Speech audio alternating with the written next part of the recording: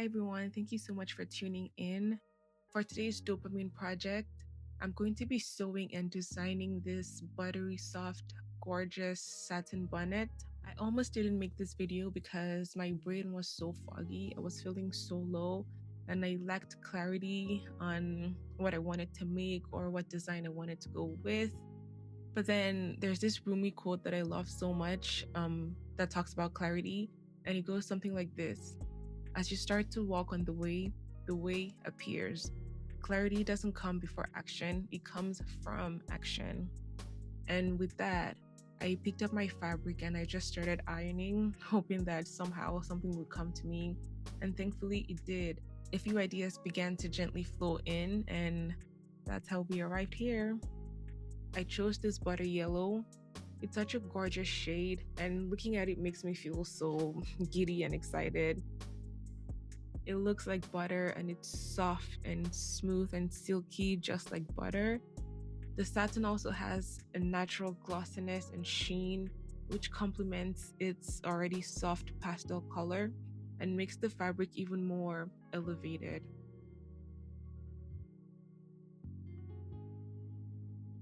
I've been diving into my love for making things lately because it's one of the few things in my life that genuinely brings me joy, hence why I call it a dopamine project. It's one of the ways that helps me cope with a lack of zest or enjoyment for life. I think I'm probably experiencing anhedonia or something like that because I found that I've lost interest in a few things, in a lot of things. I don't really enjoy cooking or eating or socializing or working. Oh my God. Grocery shopping and just other life maintenance activities. I feel extremely burnt out to a crisp.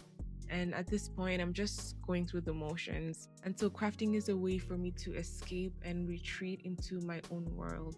It gives me something to look forward to and a feeling of control when everything else has gone to shit. It's a way for me to find color where everything feels so gray and so black and white. And I think that that's why I've been gravitating towards color so much lately, because when life feels so bland and lackluster, I can make something bright and beautiful as an act of rebellion.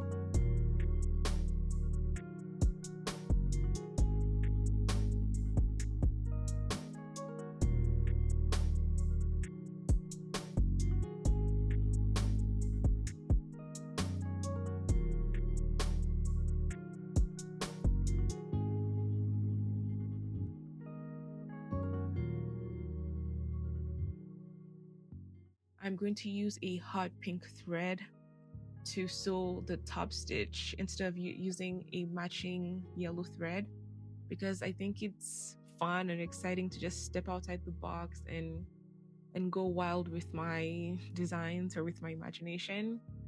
It's funny because using a contrasting shade of thread wasn't even something that I initially planned.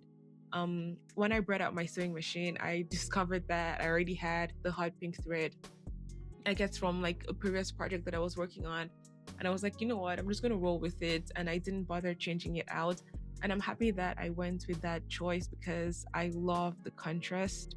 I love the way it looks. And like I said, like I've been obsessed with butter yellow and hot pink. So I guess it was just such a happy coincidence that the hot pink thread was already in my machine. But yeah, I'm glad that I did it because the contrast looks so vibrant against the yellow satin.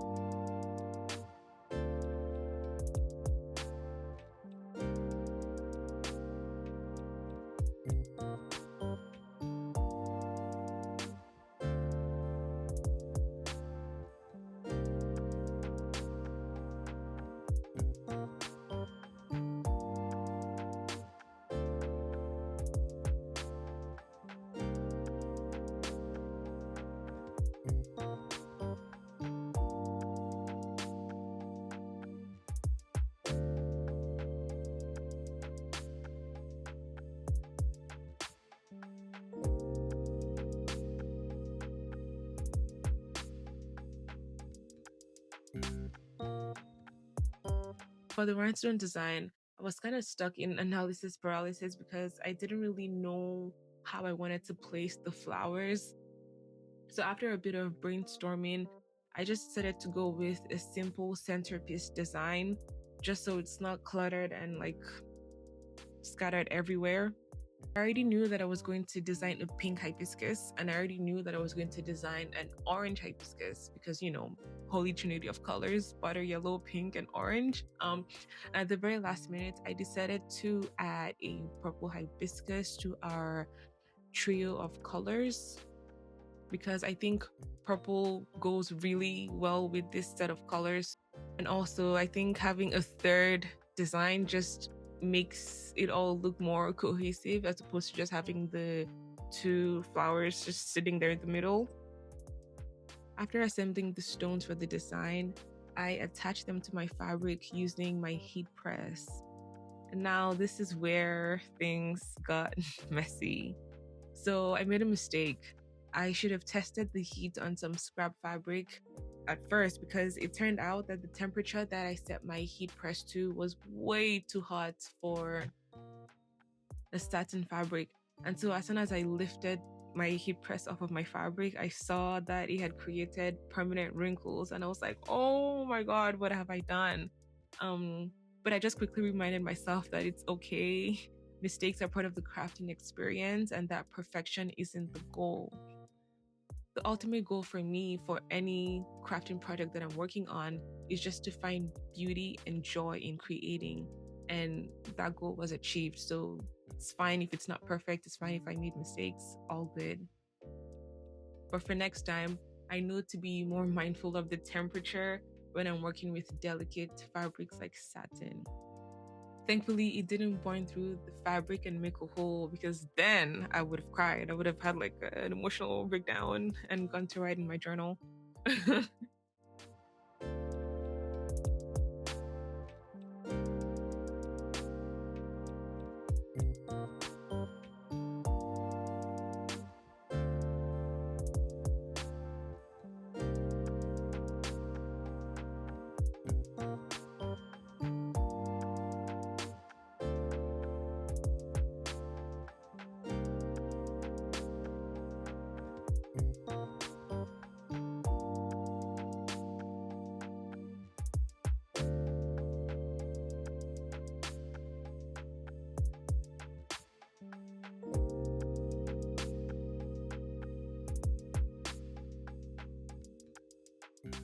But this is the end result, and I adore it so much.